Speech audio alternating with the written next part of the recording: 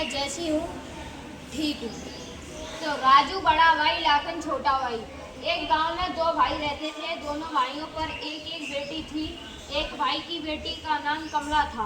वह देखने में सुंदर थी, लेकिन वह साधारण सुंदर नहीं थी। वह रोजाना कॉस्मेटिक वस्तुएं का इस्तेमाल करती थी। गांव के लोग कहते राजू की बेटी बहुत सुंदर है। इस वजह से उसे अपनी सुंदरता पर घमंड हो गया। लाखन की बेटी शामली थी। वह पढ़ने लिखने में बहुत तेज थी। उसका नाम रमा था। वह अपने काम से काम रखती थी। एक दिन रमा की माँ ने कहा, अरे रमा, तुम अपने पढ़ने लिखने में लगी रहती हो कुछ कमला दीदी से सीखो। वह गोरी चिट्टी और सुंदर दिखती है। इसके लिए तुम भी कुछ क्रीम ले आओ ताकि तुम भी सुंदर लगोगी। अब लगभग तुम्हारी पढ़ाई भी पूरी होने को आई। जैसे जैसे ही तुम्हारी पढ़ाई पूरी हो जाएगी मैं तुम्हारी शादी कर दूंगी। माँ की बात सुनकर रमा के दिल पर ठेस पहुंची। बहुत बुरा लगा, उसे बहुत बुरा लगा।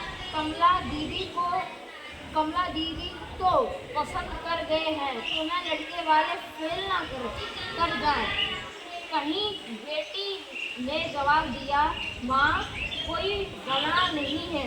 अगर वो मुझे पसंद नहीं करे तो ना करे, पहले मुझे पढ़ाई पूरी करने दो। मैं जैसी हूँ वैसी ही ठीक हूँ। इधर कमला बड़ी होने के हिसाब से उसकी शादी हो जाती है। गांव का माहौल था, उसका पति कुछ नहीं करता था। आर्थिक तंगी के कारण मेकअप की चीजें उपलब्ध नहीं करा पाता था। अब वह पहले की तरह सुंदर नहीं दिखाई देती थी। उसके घर में मैं रोजाना कलेश रहती। साफ लफ्ज सभी ताने देती, शायद लड़की बदल दी गई है। वह लड़की नहीं है। एक दिन उसके घर में सुंदरता को लेकर कमला की पिटाई करती। आए दिन पिटाई होती। आधा फुल टीम को जब यह मामला पता लगा तो सुना तो दे शब्द रह गए।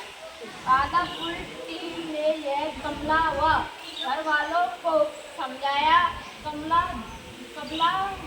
को देखा, आप बनावटी मेकअप से कितनी समस्याओं में पड़ गई हो। आपकी सुंदरता पर आपके घर वालों को शक हो गया। इधर रमा पढ़ लिख कर एक अधिकारी बन जाती है। उसने खुद को संभाला और आज कामयाब हो गई रही।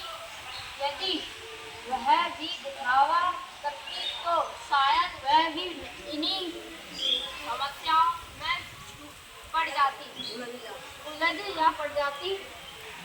रमा की माँ मन में अपनी गलती पर पछतावा कर रही थी कि मैं अपनी बेटी को बनावटी दुनिया की ओर ले जा रही थी। मेरी बेटी पढ़ी लिखी थी, इसलिए उसने मुझे जवाब में कहा, मैं जैसी हूँ वैसी ठीक हूँ।